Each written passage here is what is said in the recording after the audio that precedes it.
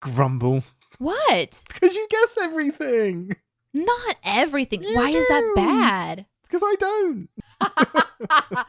Oh, no.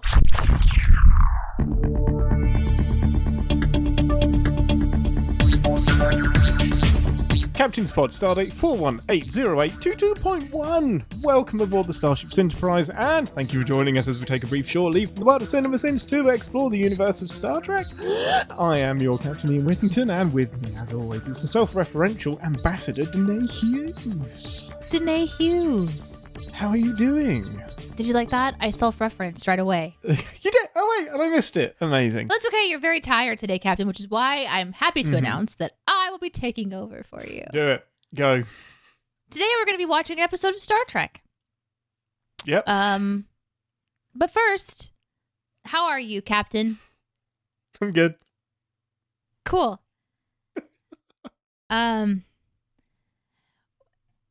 with us to 10 Forward, where today we're going to be talking about, hold on, let me see if I can remember. Yeah. Lower Decks. Yay! And which episode, you might ask? Well, gosh, it's the most requested episode since... Nope. Which... It's the most obvious episode that we could ever start with. Mm-hmm. Season 1. Mm-hmm. Episode 9. Nope. Called Crisis, okay? Episode 1. Yep. There we go. Called Second Contact. Second Contact. Now, Ian, as the captain who knows nothing that's going on, what do you think this episode is going to be about today? I think this is going to be about that awkward, like, it might be with a stranger or it might be with somebody that you think you might like, and then you might accidentally touch each other's hands, and that's the first touch. And then this is contemplating the second contact. Yeah. Which is because it's the intentional contact. Exactly. Should I initiate this again? Do I wait for them to initiate it? And it's all about that. Brave podcast listener, you didn't know today's episode was going to be somewhat about consent and how these people all just work together. Touching all the time. Mm-hmm. But boy, do we have a surprise for you. That is what this episode is all about. Let's go to the forward place where we've gone forward in time and watch this episode. How am I doing? I'm doing really good. You're doing great. I really want to put the transporter thing on backwards. Do it in reverse. Just well, she even screwed that one up. That's right. Computer, to beam to the place of the other people. Zoop, zoop, zoop, zoop, zoop.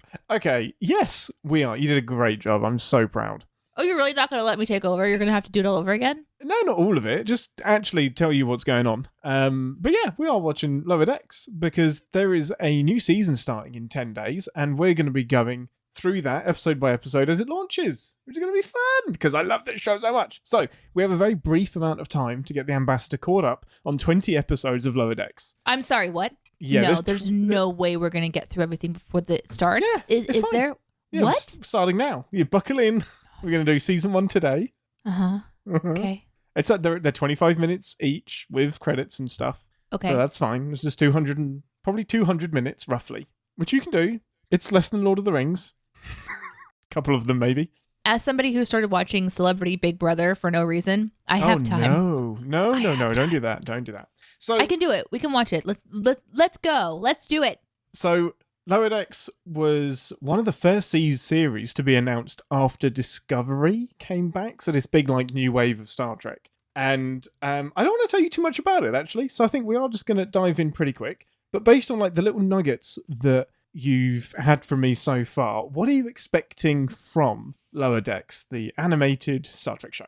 Well, we did have that awkward moment where we started watching this episode in Next Generation. Yes. Mm-hmm. And I remember that when we did that episode, you said, if I remember correctly, that it has nothing to do really with what we're about to watch. So that's one clue. One clue is that there is not really something to prepare for, except for that. Oh, is this? Oh, hold on. I remember you telling me. Hold on, it's coming back. Mm-hmm. Coming back. Not all of it, but this is the crew that they send in after the mess is made. Yeah, pretty much. And so this is going to be them going to a planet that had first contact already at some point, and much. they're gonna be figuring out the fallout. They kind of do the follow-up mission and just like, so how are you holding up there? How many aliens did Kirk screw? How are we doing? Are we good? Is that something that they have to ask? Is that like 100%. A requirement? Yeah, even if Kirk hasn't visited that planet, they have to just. It's the open question. Hello, live long and prosper. Did Kirk fuck anyone? So with that computer, this time actually it is 2 to beam to the USS Cerritos.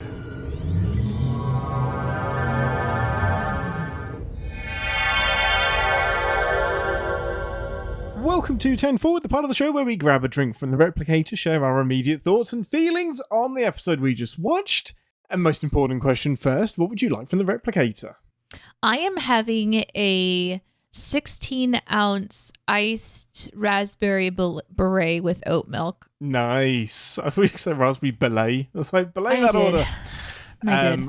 I just want to... Oh my god, if that was a Starfleet drink, that's a good drink. Yeah, belay that. It's I don't know, what would it be? It would be like a dark chocolate? It'd be something that evaporates before you can drink it. Oh no. Belay that. It didn't happen.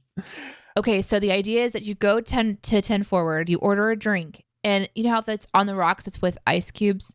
But if you belay it, then it vaporizes and you inhale it through like vapors. Nice. You're just like right the last second. Yeah. Mm-hmm. Nice. They put in a little thing and you just inhale it like a hookah. A hookah. Well, I'm having a glass. Oh my god! Yes. If we ever start a hookah lounge, we're going to call it the Belay. The Belay. And it's going to be Star Trek themed hookah lounge. Yes. Star Trek themed hookahs. Nice. Wait, no, what? Yes, no. Yes. Sorry, red wine? What? Wait, what? Wait, what? I'm going to have a big glass of spider milk because that's the thing. Oh my god. Oh my god, this episode. We find ourselves with the crew of the Cerritos, who are second contact specialists. And we are introduced to the lower decks crew of the ship. So this isn't like the main bridge crew. These are the plucky young ensigns that make the ship work and get into all sorts of hijinks. Danae, Ambassador, did you like the episode? What were your initial thoughts? My initial thought as soon as it was over was, can we watch that again? Because I loved it. It's so fun, isn't it? I get so nervous starting a new show. And I know it's wrong of me because you should embrace new things or whatever. Yeah, whatever. But I feel probably pressure that doesn't need to exist when we start a new series or we start a new show or something because, of course, I want to like it. But I'm really picky about what I enjoy. Yeah.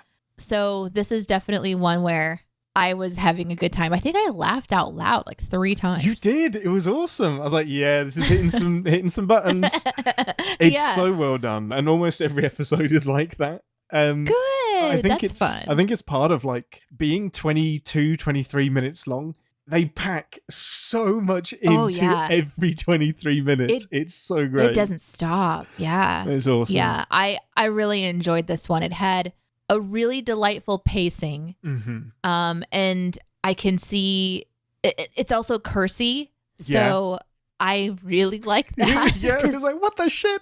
I don't know if anyone's noticed this on the show yet because I hide it really well, but I curse too. Oh, yeah. So I put out a trailer last week and I didn't realize. I wanted to like make sure it was nice for the public and anybody to listen to at any point. But it meant putting in 12 censor bleeps because of Danae.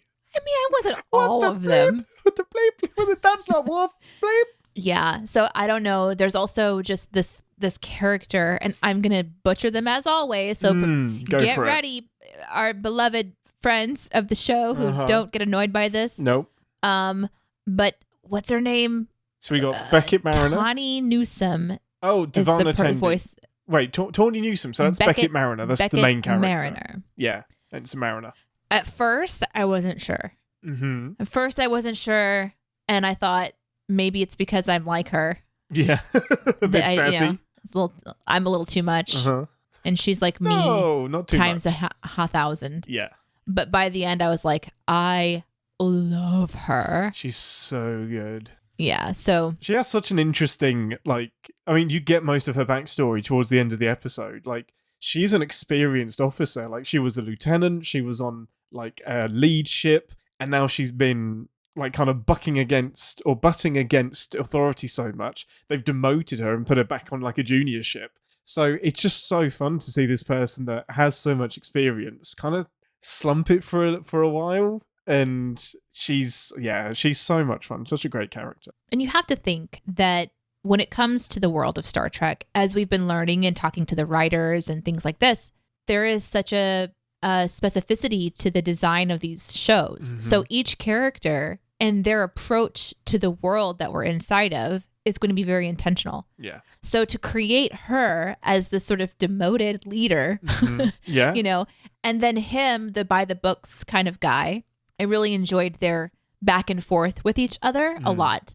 And then there's the newly cyborged character, who Rutherford. Is the cyborg element partially Vulcan? It's made like by Vulcans. Oh, I see. I believe. Okay. I'm sure he said that it's Vulcan made. And so something part of that like is that it's chip, suppressing emotions. Which is so delightful. I feel very, it's so great. No, I'm not nervous. And let me fix that. Oh, no, I'm going to vomit. Other characters that really stood out to me, I know we've got the really emphatic green character. Tendi. But the Tendi? Yeah, Ensign Tendi. But the cat was one that I want to see more of really bad. Dr. Ta'ana is everyone's favorite character. Oh, really? She is so shitty, so moody. It's the best. She's like, get the fuck out of my sickbay. Fuck you. We gotta save this man. No, he's worthless. We gotta save the goo. Oh my gosh. No one's allowed to pass out. I'm really excited. I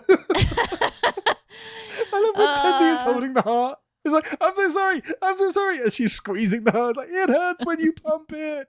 It's ridiculous. And I don't know that I expected that. I think I went in expecting it to be more by the books or something, more sort of, I don't know, senior officer like. Mm-hmm. But seeing the chaos, but it wasn't just the chaos of the characters. Mm-hmm. The crew and the ship were all devolving in various degrees of chaos because of this infection that's going on. So you have the action of the mission for Second Contact, but then you also have this action happening on the ship itself. And so it was just this absolutely chaotic drop into the middle of a very, I don't know, normal day or not. I'm not sure. No one seems to be panicking too much, which is hilarious when you think about it. It's like, fire phases. This is normal. This is fine. I mean, they're literally on a date. Like, just, Just carry on talking. They have a lot in common, but then at the very core, they don't have something specific in common. We'll get to that in a little bit. Much. So, but yeah, overall, it was incredible. How was it for you on a second watch, or how many times have you watched this? It's only the second time I've watched it. It's even better the first time because I was super duper skeptical. I was like, we haven't had an animated Trek show since the 70s. And I was like, nothing obeys the rules and breaks them simultaneously like Lower Decks. Like, we have never had Star Trek like this. So I knew it was going to be a little bit edgy. So I was super worried about, like, is this just going to be taking the mickey out of Star Trek? But it's... the only way to sum it up is that this is somebody, and Mike McMahon does know Star Trek inside out, somebody that wants to reference absolutely everything, poke fun at all of like the nitpicky stuff that doesn't make sense, but still honor it and use it at the same time. It is so well done. And this second watch, I just picked up so much more that I missed the first time. And like what? What else did I... We're still in the we like it phase. So like, what was some of the things that you noticed that you really enjoyed? So it's the balance between like Boimler and Beckett that I really, really love. So Boimler is every Star Trek fan if they were made like a member of Starfleet and if they were put on the ship. So he's like me. He's like, oh, I love the warp core. This is amazing. And you go to the holodeck and all I can think of is the engine room. The warp core. Yeah. Follow procedures. Hum. It's so good.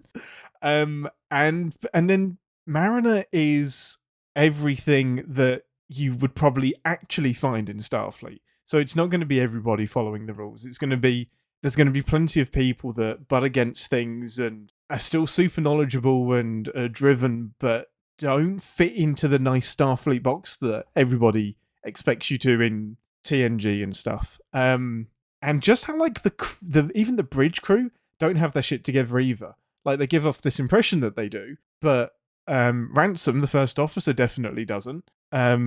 Captain Freeman absolutely doesn't seem to have much control over her crew at the minute. Yeah, no, I love this so much, and just the pacing is so well done. It is just non-stop, start to finish. It's a great introduction to the show. Yeah, to the franchise. Both actually. Yeah. Well, I mean, this episode is a great introduction to Lower Decks. It's a great episode 1. Yeah. I don't know that it's a great introduction to Star Trek because, even that box that Mariner has when the episode opens and she's pulling Boimler out of the cupboard, that box is filled with 10 references. It's so good. That's amazing.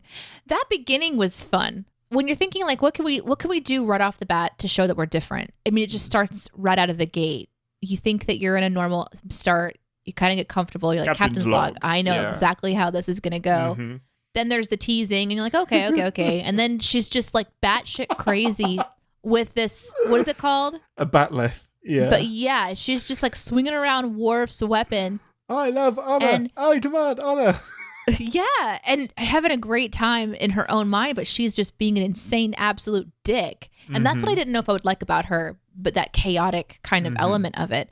But the show is showing us, I'm like, oh yeah, this is, unexpected. And then all of a sudden she actually slices into his leg and we actually see muscle open up. And I'm like, it's so great. Oh, we're in this kind of a world where they're going to go there. Get and then it shifts right into the introduction. It's so good, isn't it? And the opening credits, here I am watching it and I'm preparing for the music.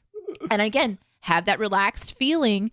And then Ian, you said something about it being really clever. Mm-hmm. So I was like, well, what's he talking about? And I look from the screen where you were on video over to the screen playing and it had just clipped the ice chunk. And I was like, oh. Oh, no. Oh, no. And then there's this moment where the ship flies across screen in the sweeping fashion and attached to the end is this sort of space worm thing, sucking on the ship. On the nacelle. And I wrote down, remind Ian that this would make a good D&D interaction. Yeah, heck yeah, it would. And, the opening scene of a D&D one-shot in space, right? Where Space slug. We're in the lower decks and we're looking at the back window, but for some reason we don't see stars.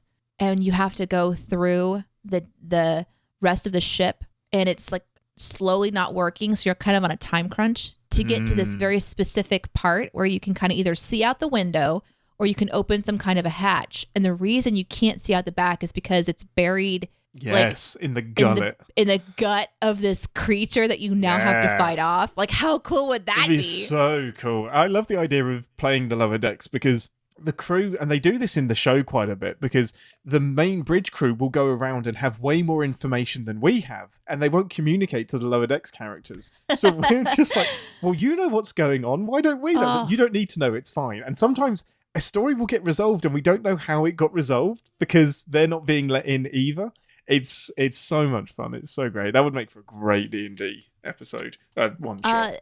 Also in the opening credits is that Borg scene when they just turn and nope out of there. Nope. They take one shot and well, we'll let the Romulans handle this. That's fine. That also makes for a good encounter because, when does I've been in, I think, one situation as a DM so far where somebody ran. I've never experienced it. I've never DM'd it. I've never played in an encounter where we've run away. Well, one of your people did because it was in the one shot. Oh, yeah. Okay. He went to get the parents. The rest of us were okay, we're going to stay here and fight. He literally was I'm going to go get the adults who know better. And he also noped out of there and was just gone. Just spent the rest of the game just doing his own thing, running through the street. And running. And you know how hard it is to decide, okay, in my mind, it was about this far away. How many rounds? And then you also have to wait against story and say, I can't just have him running for the next He wouldn't have made it back minutes. In time. Yeah. No way.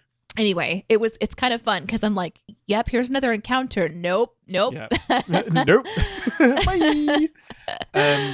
Were there any references in particular? Because this will be the more Lower Decks episodes we do, this will be a running thing of name that reference. Oh, okay. So what did you catch? I caught obviously Worf's weapon. Mm-hmm. Yeah. That's a easy one. I also saw Geordi LaForge's visor in 10 Forward. Yeah, Yeah, on a different person. Yeah. I think it was on potentially a female. I'm not sure. Yes, it was. Mm-hmm. So that was that was one. I wasn't looking for a lot of references. I was just like trying to remember like characters and learn more about. So what else did you see? Oh, absolutely. Well, one of the references that Mariner makes when she's explaining to Boimler, like, I've been demoted, I'm on this ship, this is what I've done. I've been on a Klingon planet where some Yeti tried to steal my shoes and there was no reason for it. He's just being a dick. We've seen that Yeti person. So that is what happens to Kirk in the undiscovered country. And the alien asks him for his coat and is like, oh no, it won't fit you. So she's talking about Rurapenthe. Oh. Which interesting. Is just, they'll make loads of little like nods to that. Course. Like, this doesn't make sense. Why would he steal my clothes? It doesn't matter. He's just being a dick. I mean, I do have other questions maybe you can answer that could have been references. Yeah, go for it. Do we know of another alien that gets milked, or is that new? Not to my knowledge. I mean, I'm sure the mammalian aliens, didn't probably produce milk. Okay. Yep. Are cyborgs common? Or is this kind of a new thing? Yeah, this is an odd one. It's not something that's super prevalent in TNG. There are some modified people in Deep Space Nine. Like there's an alien that their planet is like super low gravity. So for them to be on a starship, which is based on Earth's gravity, is really painful for them and it compresses their bones. So they need to stay in a metal cybernetic suit in order to function. But yeah, nothing like Rutherford. Okay. Which is an awesome I wondered about that. I mean, I have other questions, but they're kind of not on the, like...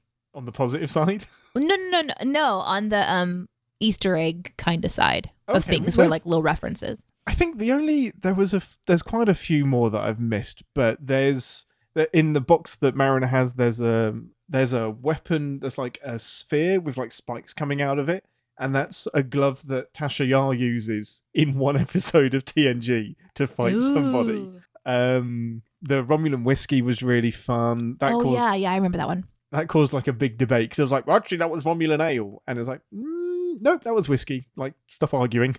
The things that we get hung up on. It's so funny. Yeah, I think they were the big ones anyway. But it gets like, there are some episodes that are dense with references. Like if you look anywhere on screen, you're going to see something that's from the history of Star Trek. It's so fun. It's a nice little reward to the eclectic nerds. Here's a question I had. How many holodecks are there on a ship? So I think the Enterprise, to my memory, and there is an answer for this, I know that 4 are mentioned, but I think there's more than that. So one is in the lower decks? It just seems that if that's the least popular place, that there shouldn't be one down there. So maybe that's a sin. I don't know. That might be a sin. Did they say that it's in the lower decks? I thought they just walked to it. I think they went up to it. Okay. Well, then it's just genuine curiosity how many they usually have. I would say the Cerritos probably has 2. That's so dumb. Do you know how many people are on that ship that want... Yeah. Can you imagine? Like, you have to sign up and, like, you have a monthly slot for, like, 20 minutes. Oh, that's exactly how it would work. Yeah. I guess otherwise someone would just live there anyway. So you have to limit it. You would have to be rationed. And, like, that's why it would suck so much to, like, red alert. It's like, no, this is my holodeck time. Damn it. Mm-hmm. So the estimate is that the Cerritos has somewhere between 200 to 500 people on board. So, yeah, that's a lot of people to cycle through 2 holodecks. Well, it's a good thing they have good cleaning. Oh, that comes up in an episode. Oh, good. I look forward to it. Well, actually, goodness. I'll mention that when we get to Sins. Other things I really liked the date. I kind of like referenced that just real briefly, but I thought that was clever because there was this like. This is like watching 2 Star Trek nerds go about an emergency casually and just continue on with the most important things in life. We're going to walk outside the ship. It was so delightful. It was so funny. And I'm like, man, these 2 are kicking ass. And then they get to that kiss moment. And of course, he's not interested because he's working on a problem in his head. And she's like, okay, well, then this isn't going to be great. You know, so she walks off out the opposite door that they went in, by the way. I just realized, like, I guess the lift opens on both sides or something because she walked. Yeah, I would hope so. Anyway, so that happened. But what I loved about that as well, watching it, I was remembering that so every month on Patreon we have a Sin Club for Cinemasins, and every month we do a Boney Pod where we have questions from our patron supporters, and we answer that question as a team and then release it just for our Sin Club. And we talked about like movie firsts recently, and it was so funny because in that conversation there was mention of, and I won't name names, there was mention of somebody who went to the movie theater and didn't realize that he was being hit on by the girl that was with him. And so he watched the movie rather than make out. Yep. Yes, he did. And I thought it was really funny because in this one, the same exact thing happens where she's like kissing and flirting and he's just like, I got to run a diagnostic check. And I was like, oh my God, it's happening. Look, Rush Hour 3 was an important cinematic moment that people needed to pay attention to. Said the person who answered that question in the Boney Pod. Yes. We won't name names. Nope. So that was really fun to see. There was other stuff that I really enjoyed too. Is there something that you wanted to talk about that you enjoyed though? So I don't just talk so much. Gosh. No, I loved the selection of aliens that they pick in the background. So there's a Benzite that you only see in a couple of episodes of TNG. There's another one that only appears in one episode. We've got a Bajoran chief of security. They just litter the place with aliens because you can animate them. It doesn't matter. Like, it's way so more much representative. Easier. It's so great. The design of the ship, I think, is so fun. Yeah, it's kind of like sits on top of the nacelles. Yeah, it looks like a half-assed Enterprise D, and it fits the theme of the show. It looks unfinished, but that ship has grown on me so much. I love it. I liked the part where just these subtle things where like the alien was something that or the Shelob or whatever this show's version of Shelob. That whole spider thing again it killed me. What kills me is that I instantly am like, I've seen something like this before. I can kind of relax because I know what's going to happen, but then it keeps going and it keeps going and then it twists a little bit more and then it gets even more. And by the end, this kid is literally being suckled and gummed in this like undulating sort of like the sphincter is like undulating like back and forth like a baby on a pacifier with this person. And it went long enough that I lost it because it was like, oh, I didn't expect it went perfect timing. It's so great because to begin with, you're obviously like, oh no, he's going to get eaten. But they deal with that tension so quickly with the alien coming in and say, don't worry, he's just been gummed on. And immediately it goes from threat to hilarious. And he's just like occasionally coming on screen, screaming and then disappearing. Down the tube. Yeah. Yeah. And that's what I like. I thought that the pacing was just going to be fast because it is a fast-paced animation. This goes by fast. And not just this scene, but the whole thing just like we're clipping through. Yeah. And it's just enough brain turned off and just enough like unexpected that it re-engaged me and made me want to watch it again. So that's really fun. But that spider scene was unexpected and it, has a nice little payoff about the milk and stuff. That was really great. I mean, that's one of the gifts of like 25-minute short episodes is you need a quick resolution to the thing that you're setting up unless you're going to do a two-parter. And there isn't all of that time for like kind of the filler stuff. But this just finds a great balance of adventure, filler, and humor. It's so good. It also does a good job of, when you're watching it and you're paying attention, it does really interesting things. I think when the two people that went on a walk, quote unquote, on their date, going outside of the ship, when they're floating up to the top of the ship to walk, they're passing by all these different, decks of the ship when the windows, and you're seeing all of these, zombies that are infecting each other and they're all fighting with each other. But there's one person who's like staying strong, and I don't know who it is, but it's got to be one of the main people in the command taking command. But he's a big beefy guy. Yeah, and he's just Shax's the security officer. He's just like flinging people off of him, and it's just this subtle thing that you just sort of catch if you're paying attention, which is such a nice way to tell a story without having to stop and go into that moment. It's just happening in the background. It's a little wink and nod because the background characters are what we're used to seeing as the main characters. It's totally flipped. Yeah. So now the bridge crew, and you're kind of like, well, what's the bridge crew doing? I was like, oh, okay, I guess they're all right. They're dealing with that. That's fine. Yeah. I like that so a lot. Well done. So Jack Quaid voices Boimler, and just overall, like the voice work in this show is so great. It's impressive, incredible. So good. Like there isn't a dud in the entire cast. And Jack Quaid in particular. So the Boimler scream becomes like quite infamous throughout the series. Like that scream, the really high pitched one he does when like his leg gets cut into and he suddenly screams. He screams when he's in the spider. Somebody on Twitter last year said, "So Jack, is that like an artificial scream? Do they add that in afterwards, or is that you?" And so he reads out the question and he's like, "That's a really good question and I'm going to show you." And he just does the Boimler scream into his camera. And it sounds exactly the same. And he's like, "Of course it does. All me. All me. That's all me. I just scream." It's amazing. It's so great. They just have so much fun. And it's the stuff you'll never be able to get a live action series that gets away with this, because that's Galaxy Quest or Spaceballs or something like that. This is in the Star Trek universe and having so much fun. What are your other positives? At the very end, when what's her name? Mariner? Mariner, yeah. When she is talking about being his mentor or whatever she was calling it, Chadich. And she's throwing out all these references, and one of the references, the one that ends the show, is about Deanna Troi and how she went from a jumpsuit. And I was like, that's fucking hilarious. It just cuts her off. It's so good. There are so many questions that you're like, I thought I was the only one who thought about that. And this show like just puts it into the script whenever it can. It's so good. Like, do one you know of those Kirk? Things where Yes, it's like, I know Kirk. We're paying attention. We are paying attention. They know stuff. It's so great. Mm-hmm. I think I had one other thing. I wanted to brag on myself. I had 2 predictions in this one. Oh, let's do the predictions. That came true. Are you what? Grumble. What? Because you guess everything. Not everything. Why is that bad? Because I don't. Oh no. Yeah. Oh no. Are you jealous of my predictability? Yeah. I don't get to predict shit. You always get it. You're like, oh, this is what's going to happen here. Wow.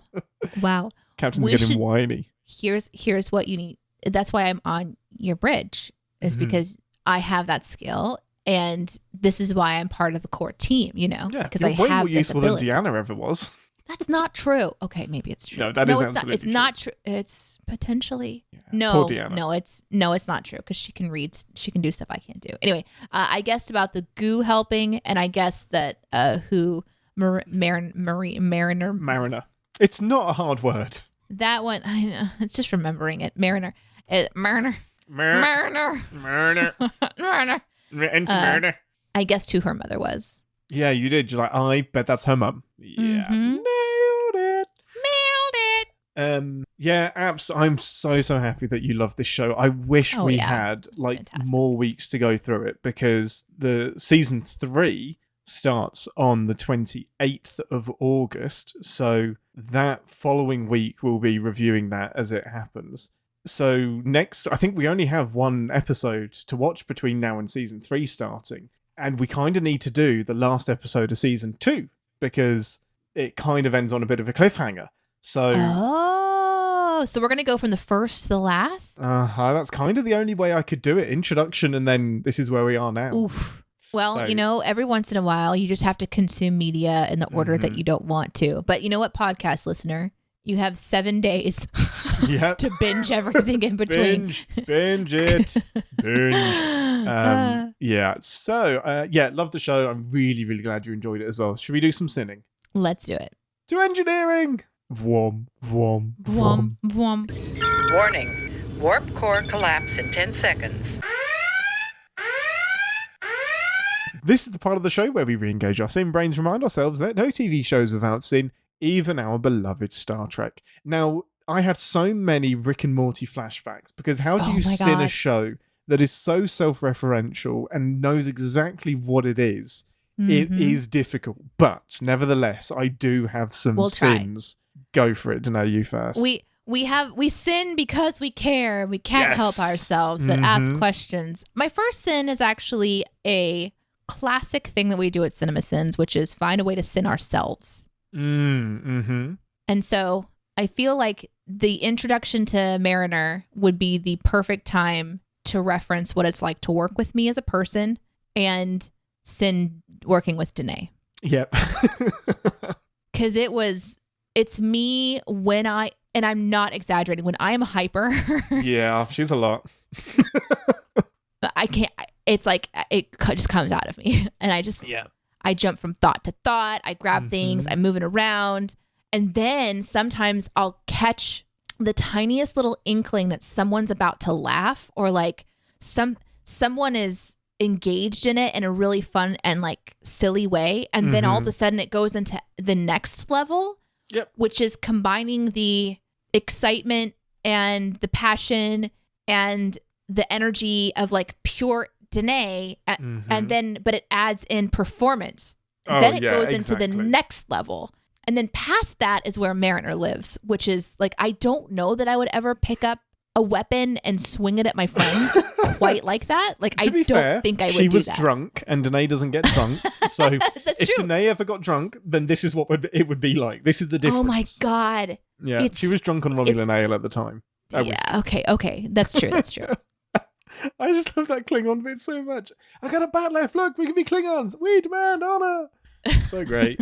In that moment, I have an equal sin, which is still assaulting a fellow officer with a bat left. I think that there's like so much paperwork to fill out.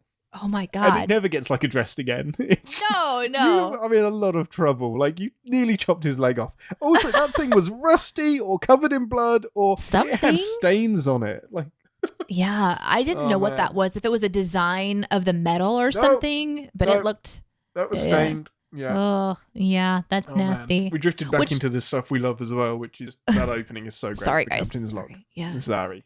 I guess on that same kind of line of things being rusty and having to go to sick bay, there was this moment when she's like, Mariner's like, we don't even wash our hands. Like it was some sort of, we're the rebels. Yeah. But then I thought my direct thought was, well, are there diseases to worry about in the future? Because I thought that was sort of gone. And not saying that people just wipe their ass with their bare hand and walk around crusty, but she's saying they don't wash their hands. And I'm thinking that probably isn't as impressive as she thinks it is, or maybe it is and I don't understand it. Yeah, no, it shouldn't be as big a deal because like all of sickbay has a like surgical field around it that deals with microbes and whatnot, which is why they can just operate. They don't need like gowns usually and like stuff like that. Everything is kind of sterile. Right.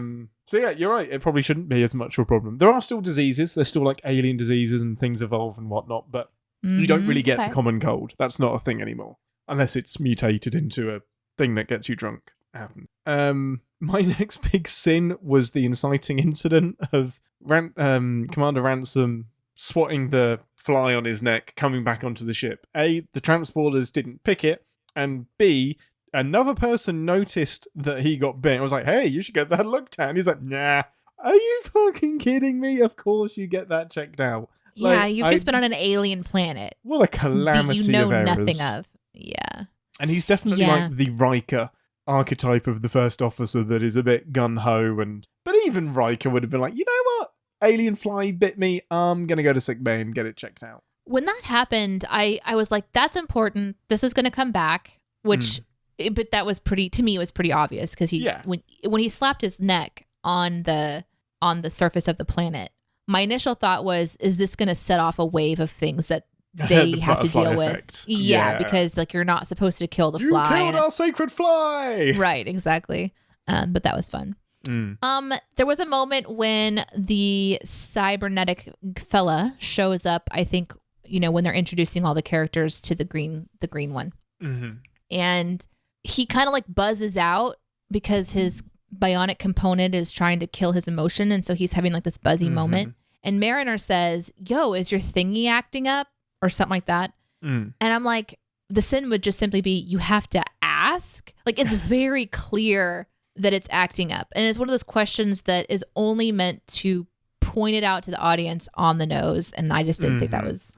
Also, like her fixing it without his consent. She just goes right into it. Right into it. I was like, really? Like, you're not actually an engineer either. You're in the command division. And she doesn't do things by the way you're supposed to. So God knows what she's done. My goodness, very true. She probably programmed it so that he would see the naked workout program. My God, that was so funny. Like, what a specific Just these naked program. bodies. The naked Olympic training gym.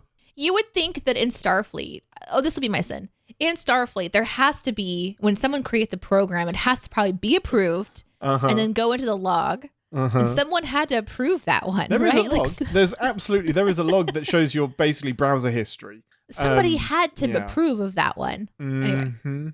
I guess if they're not real people, I guess if you're having naked people, then that is an issue. But yeah, that happens in TNG as well. She showed that to the new girl without asking her if she wanted to see it. Like, do you want to see a lot of penises? She said, take a step back, as if one of them was going to be erect and like 7 feet long, and gave her like no context before just blurting out the title of it. Anyway. It's amazing. My next one was quite a big one. Like when they're in sickbay and the zombies are like vomiting blood over everybody. That's a great time to wear like hazard suits. Like, why isn't Dr. Ta'ana and Tendi in like hermetically sealed vacuum bags? They're just getting vomited on constantly. I was like, no. You shouldn't. you should not be doing that. That went in your mouth. Yeah, because that you went weren't right prepared. in your mouth. Yeah. But then I did love Ta'ana saying, hey, as soon as the new one comes in, strap them down and put them, if you need to, put them two on a bed. They're not going to get infected again. Yeah. It's so brutal. She's the best. I think I would send the two people touch hands and almost fall in love cliche. Second contact. Which is one of the annoying things I'll notice sometimes is like two hands touch and there's like this like spark. Yeah, what is that? That doesn't happen. As if anyone ever actually feels that, in real life or whatever. God. No, never. I love the cliche of all old music is somehow classical. So, do you like classical music? I was like, yeah, I love the Beach Boys, the Monkees, or whatever it was. It's like, yeah, the Monkees, I think. You still have genres. Like, just because it's old, it doesn't mean it's classical. But if Star Trek classic, does that so much. Then what is classic now? Like, there needs to be another category. Like, ancient is no longer an insult. It's just exactly. Do you like ancient music? Yeah, I do like ancient music. Yeah, no, I love the Spice Girls. Time ago. Yeah. Classic seems like it would just always be within a certain number of years of what's current in the timeline, and everything before that just gets a different terminology or something. That's exactly what they're saying, and it's a weird thing to. At what point does it become classical or classic? Yeah, because I can't say like popular hits from the 70s. Yeah, which 70s? Which 70s, right? Yeah. There's an episode we won't get to straight away, obviously, but they all dress up in like super funky outfits or whatever. It's like, man, you guys look so 80s. And they mean like the 2280s, but there's like this insinuation that the 1980s gets repeated in the 2280s. And it's super I duper love clever. that. Love it. Bring the fashion around again. Heck yeah. That's really kind of all the fun ones I kind of thought of in my mind. I mean, there's simple things that I think if I was trying to actually build a script that I would look at like we always do. For example, the zombies all being able to be piled behind the door frame that they busted through, and how did that door frame not hurt structural things that shouldn't be pushed out like that? And there's things like that we can no one died. Everyone's fine. Wasn't it convenient that the captain was infected but just slow enough to not turn into a full, like just things like that, that wasn't it convenient that the goo thing happened? And but that's also clever because of course on the planet that the bug came from would come the cure, which is a great place for it to come from. Yeah, makes sense. Yeah, so especially if that spider is eating the flies, it would need to be immune to that. Yeah, it's very clever. But that was kind of all that I really had. My next two were just my last two were just about Boimler, really. Like Boimler makes a huge leap that Mariner is weapons dealing. Like, how would she have got the weapons down to the planet to begin with? Because there's no reason for them to be there originally. He was just attacked with a weapon. No, that's fair. But it's just a huge leap. It's like, that could be anything in there. Like, why assume she's an arms dealer? But then also, he immediately gives away that he's working for the captain. She's like, let's keep it between us. And immediately he's just telling Boimler, yep, I'm going to report you to the captain because I've been told to spy on you. Like, he's, for somebody that's by the book, like, he screws himself pretty hard in that moment, but it does create a great bonding moment at the same time. This episode does so much great setup work in such a short amount of time. It's so great. Well, I'm enjoying watching whatever we watch from this. Jumping from the first to the last will be really interesting. I'm kind of curious because there's going to be so much I miss in between, but it'll still be really fun, I'm sure. So it'll be super duper fun. I will fill in some gaps as needed. Anything that you super duper need, because there is obviously, it's mainly episodic, but there are some threads that run through, but it is mainly just solo episodes. But yeah, there's, oh man, I wish we had more time. There's one episode in particular I really want to show you. But it's fine. We never have enough time to do these things. One final thing, we mentioned this mentioned this last week actually when we were talking to Aaron, and that this show's the one that's getting the live action crossover with Strange New Worlds. So the voice actors are going to be playing the characters that they voice in the show on Strange New Worlds. Oh, that's going to be fun. Which is so fun. Won't that be fun? So much fun. I cannot wait to see them. And the Strange New Worlds crew are going to be animated and put into Lower Decks. Man, and how much time has to go into doing that beforehand because animating takes so much time. So this has been in the works for some time now. They pretty much, as soon as Strange New Worlds was announced, they're like, yeah, we're crossing over. Something's happening. That's exciting. I love it. No, it's so exciting. I love it so much. Well, that's it for this week. Thank you for listening, everyone. Next week, we will be watching the season finale of season 2 of Lower Decks to get us ready for season 3. So thanks for listening, everyone. I'm Ian Whittington, and I love to gum on things to get the moisture out of them as well. And I'm Danae Hewson. Did I eat flesh? Just a little. How much did I eat? Just a little, it's fine. And live long and prosper. Thanks for listening. Want to connect with the show? Our hailing frequencies are always open through captainspod@cinemasins.com. Like, comment, and subscribe on your podcast player of choice, and be sure to visit cinemasins.com. Oh, the shit that I've been doing would drive you crazy. It would drive you crazy. Yeah? What have you been doing? I booted up like an old computer so that I could try to have one uniform way of printing things. Right now, my printer is not like I can't send stuff to it like I should be able to through Wi-Fi. So I have to plug it into a computer. So I busted out an old one, which made everything really, really complicated. And the only reason that I did that is because my regular one was buried under papers. And I was like, I don't want to get to that one. I'll just open this convenient one right here that I haven't opened since we did our one shot at the table. Oh dear, yeah. So I open it up and it's like all these notes from our one shot. Yeah, that makes sense. I got told off for looking at them. Granny eats face. Yep. Granny was a plant. You didn't just get in trouble. Like, I gave you disadvantage. I was nasty. Yeah, I got fully penalised for pretending to peek at your notes. Did you really pretend? As in, I didn't see them. Yeah. So you were just showing up for the people, for the company? Of course. That's what she does. How am I supposed to know that? It's fine. You don't have to. I'm willing to take the punishment. And that's just part of me being awesome. Is that I take the punishment for doing a good deed. Mm-hmm. We need a truly universal translator. We do. And we got it explained to us last week. We did. Well, did we? Did we know? Well, not really, no. He said that there was an episode dedicated to it, and I need to watch that one. Yeah. I mean, even in that episode, they just explained that they work, not how they work. It's really? Yeah. I misinterpreted what he said. It starts off on this like mining colony, and they have deliberately not been given translators so that they can't talk to each other and like plot an uprising or anything. And I think it's like when they return or they go back, they can suddenly understand each other. And it's like, oh my God, I can talk to you. I've always wanted to tell you I love you. I've always wanted to tell you I love you. Aww. And it's really sweet. There is, I don't know if we'll get to this episode, but there's an episode of Lower Decks where there's basically they go into the holodeck, and you know, like Clippy the paperclip, you had like an assistant in Word. There's an equivalent in the holodeck called Badgie the Combadge. Oh God.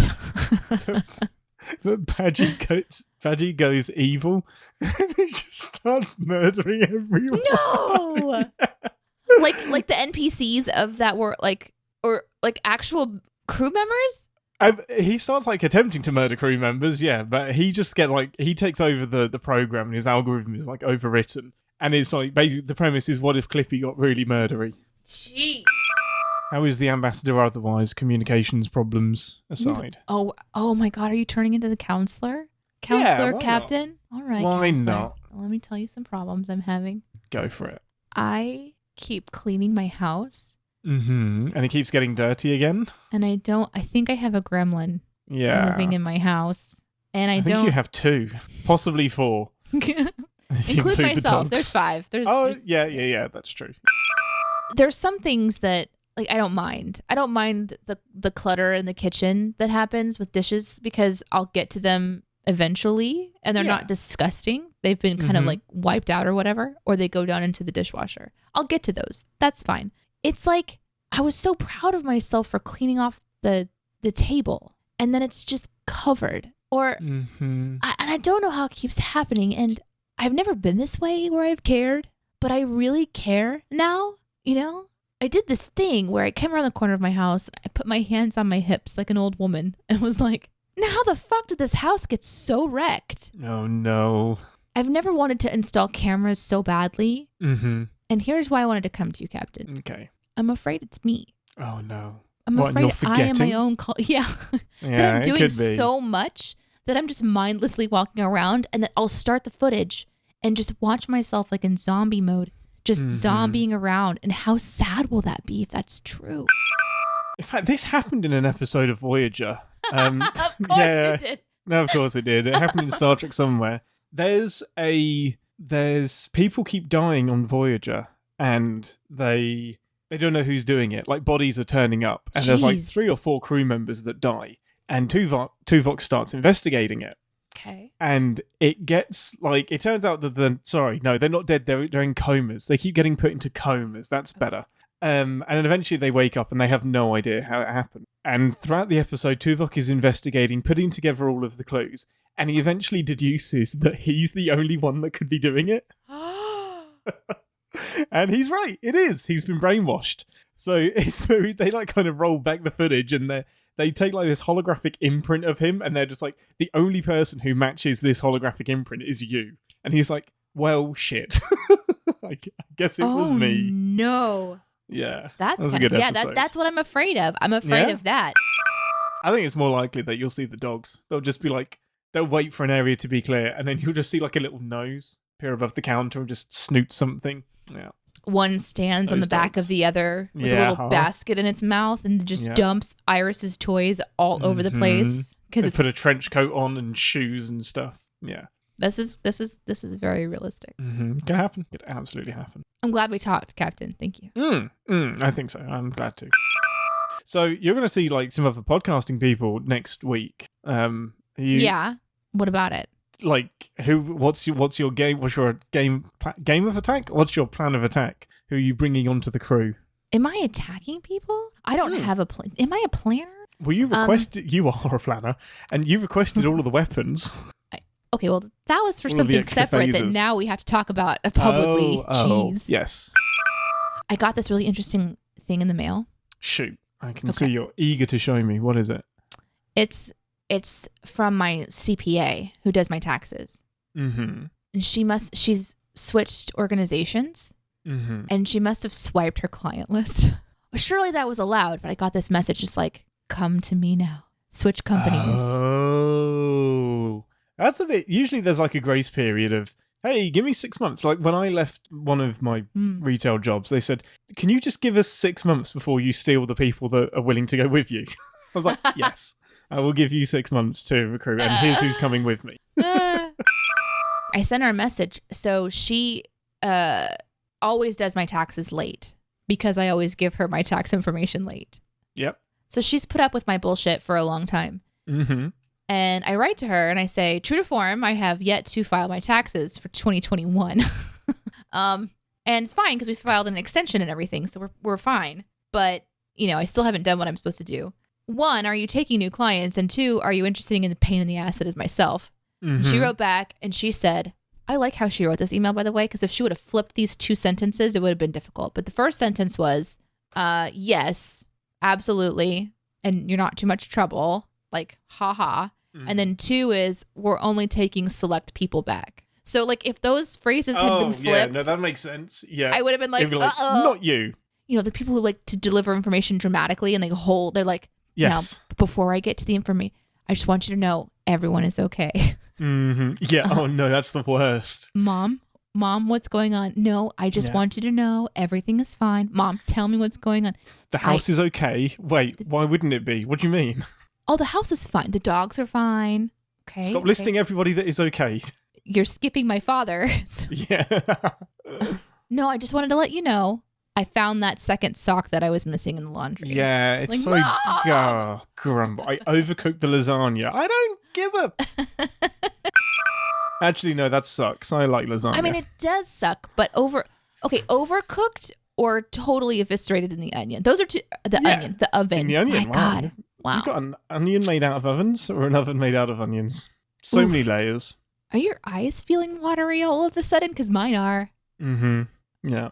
Sorry, an onion oven would be awful. Go ahead. I released anesthetine gas into the air duct. Sorry, that's why your eyes are watering. Is that what you call your gas? What?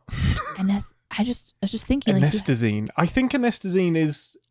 It's not a real gas, but it's the one that they use in Star Trek to knock everyone out. It's like, flood the bridge with anesthetine, 10 parts per million. I think.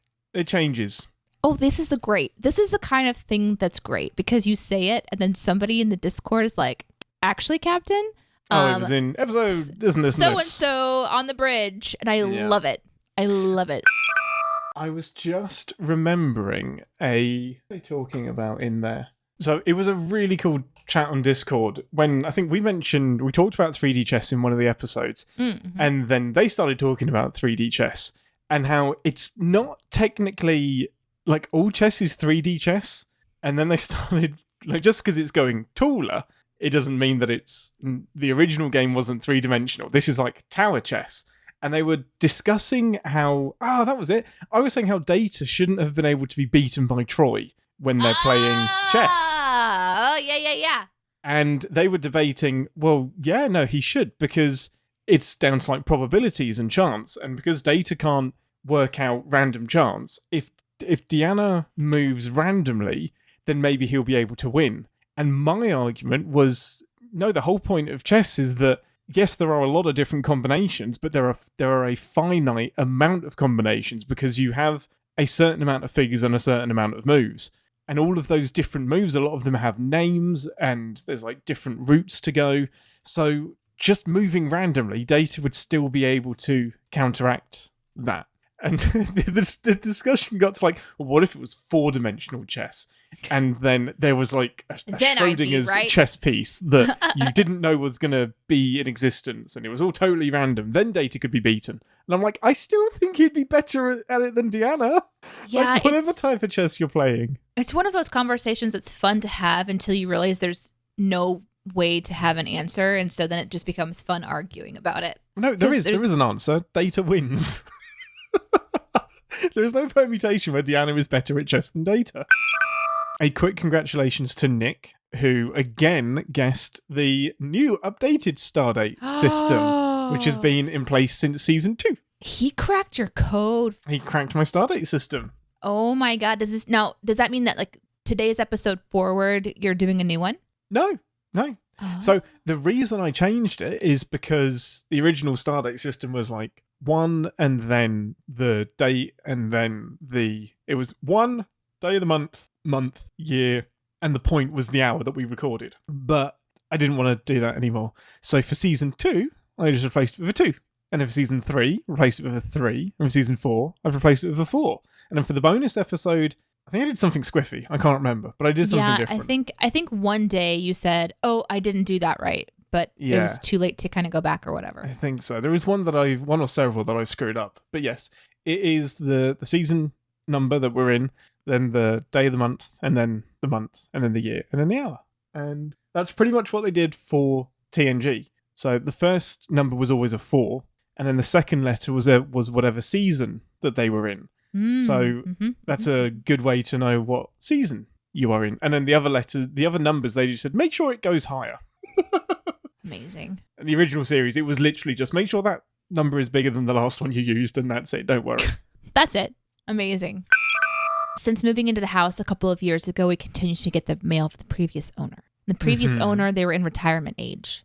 Mm-hmm. And they did the thing where they subscribed to a whole bunch of magazines. Mm-hmm. So I get magazines all the time. Oh, amazing. That are of things that I would never buy.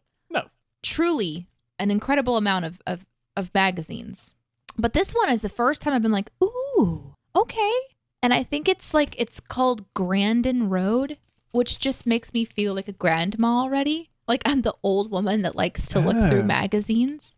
But it has... It's like wood furniture and stuff. Yeah, exactly. I like the wood furniture that will last for a really long time. I don't know if this company has got what I'm looking for, but they have a really nice variety, and they have a couple of desks that I'm like, oh my God, that's actually really close to, if not exactly what I'm looking for. So I'm going to go onto the website and learn more. Yeah. And continue to be this lady that just siphons off of the previous owner's interests.